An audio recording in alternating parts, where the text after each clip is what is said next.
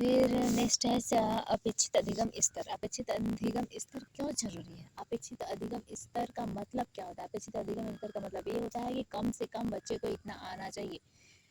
जैसे कक्षा 2 में बहुत सारे बच्चे हैं तो कम से कम बच्चों को जोड़ गुणा भाग घटाना आना ही चाहिए सभी बच्चों को। इससे ज़्यादा वह ले पा रहा है तो ठीक है, नहीं तो फेल हो। ओके, फिर इसकी संकल्पना का मतलब वही हो गया। फिर उसमें है शिक्षा अधिगम स्तर की संप्राप्ति में अधिगम अनुभव का संयोजन। अधिगम स्तर की संप्राप्ति में अधिगम स्तर की संप्राप्ति में अधिगम अनुभव का संयोजन, मतलब कि अगर आप अपने एक लर्निंग पॉइंट से दूसरे लर्निंग पॉइंट पर जाना चाहते हैं तो पिछला वाला लर्निंग पॉइंट आपको कितना बूस्ट करता है, कितना आगे जाने में मदद करता है, वो हो गया आपका अनुभव। कि आपने पिछला इतने साल से इतना कुछ सीखते हुए आए हैं तो आगे की जो पाठ्यक्रम है उसमें आप अनुभव का आप क्या करेंगे, एडिंग करेंगे, तब आप उस नई चीज़ों को बहुत अच्छे से समझ सकते हैं।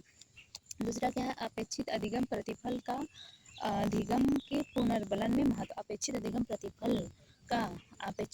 प्रतिफल का अधिगम के पुनर्बलन में महत्व, ये सब सारी चीज़ें हम आगे चल के लिखेंगे।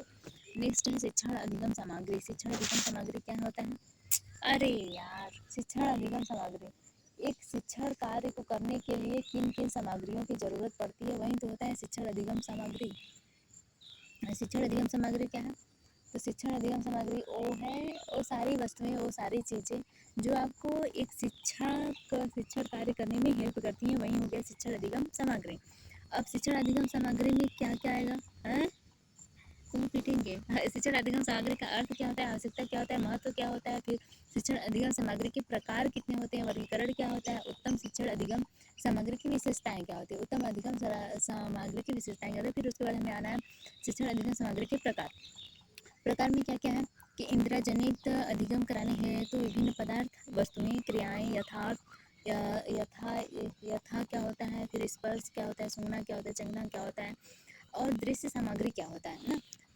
अरे यार, तुम भी ना, देखो, जब भी आप शिक्षण अधिगम पढ़ोगे या फिर पढ़ाओगे तो आपको इस बात को ध्यान में रखना पड़ेगा कि आप किन किन सामग्री को, मतलब दृश्यात्मक भी होना चाहिए, है ना, और उसे सुंघा कर, चखा कर, यथार्थ स्पर्श करा के वस्तुओं को आप इस प्रकार से शिक्षण प्रक्रिया को संपन्न करेंगे। तो अभी तक तो हमारे टीचर ने हमें इतना ही पढ़ाया है, तो चलते हैं नेक्स्ट वीडियो मतलब कि नेक्स्ट। तो NFP RTE शिक्षा का अधिकार अधिनियम